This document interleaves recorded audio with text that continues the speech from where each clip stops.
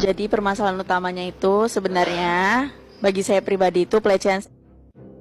Beliau itu menganggap bahwasanya saya dan teman-teman yang ada di garasi itu terlalu santai dalam menyikapi guyonan-guyonan beliau. Sehingga dari situ mulailah beliau itu ada gurauan-gurauan yang mengarah ke ranah itu. Sehingga saya merasa bahwasanya itu adalah pelecehan, bagi beliau bukan, seperti itu. Ada 4 kali saya dilecehkan. Ini saya sebutkan semua ya. Ya. Oke, yang pertama itu, mohon maaf ya,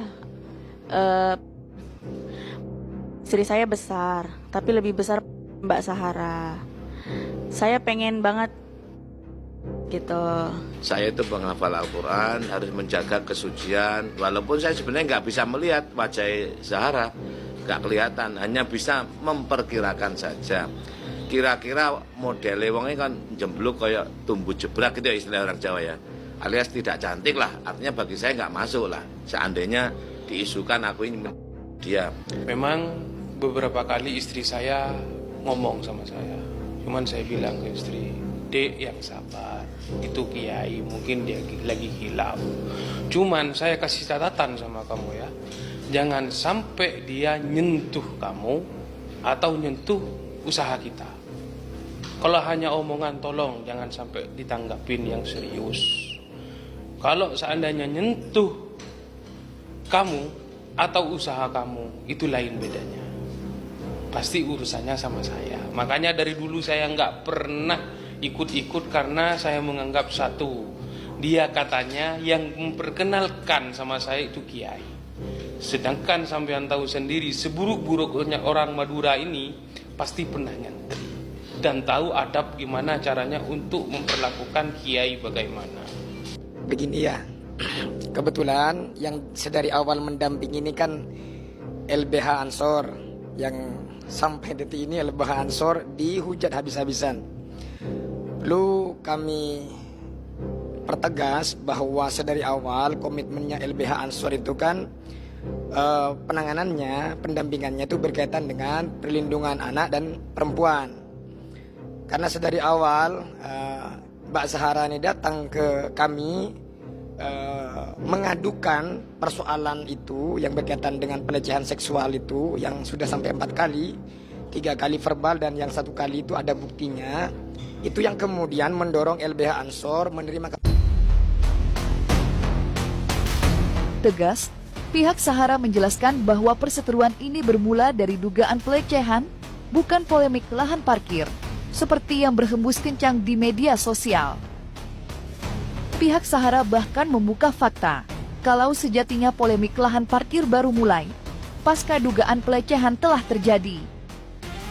Namun, fakta ini sengaja ditutupi sementara oleh pihak Sahara demi melindungi harga diri Raimim yang dikenal luas sebagai kiai serta dosen salah satu perguruan tinggi ternama. Akan tetapi, kesabaran ada batasnya. Sehingga, dalam waktu dekat ini, pihak Sahara akan segera membuat laporan polisi terkait kasus dugaan pelecehan tersebut.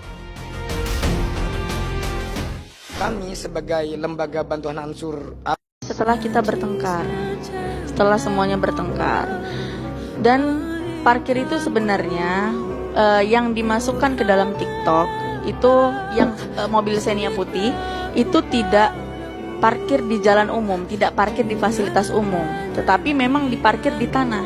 Kalau untuk yang mobil Hiace yang panjang, yang yang sesuai dengan di video, itu memang murni kesalahan dari saya sebagai penanggung jawab ya, kami sebagai penanggung jawab, karena itu ada driver dari rental kami yang lain yang kemudian datang dari Jogja pada subuh hari. Otomatis kan beliau tidak tahu mau parkir di mana dan kembalikan ke siapa. Itu subuh pas azan. Sehingga beliau mencoba untuk membangunkan anak-anak yang ada di garasi saya, tetapi tidak bangun gitu. Tidak. Jadi logikanya begini. Saya dan Yai Mim kan baru kenal. Baru paling lama paling bentar 3 bulan lah, 3 bulan. Bukan, orang baru. Baru pindah ke situ itu menurut penuturan Pak RT itu Maret. Sedangkan Maret, April, Mei, Juni itu kan baru 3 bulan.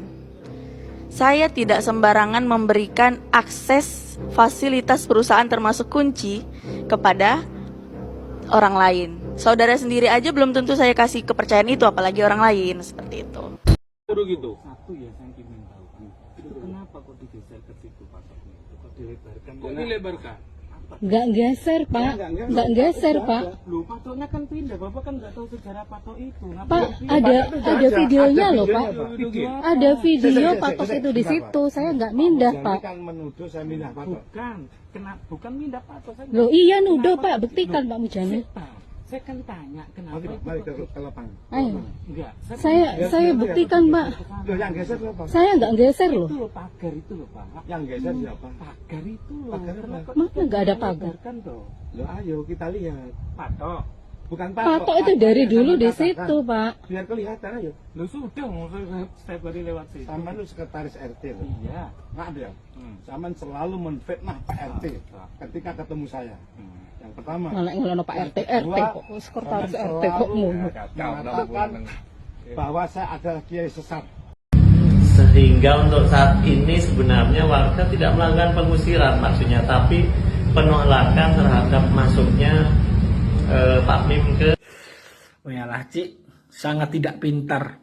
Bukan goblok loh ya, bukan goblok, tidak pintar.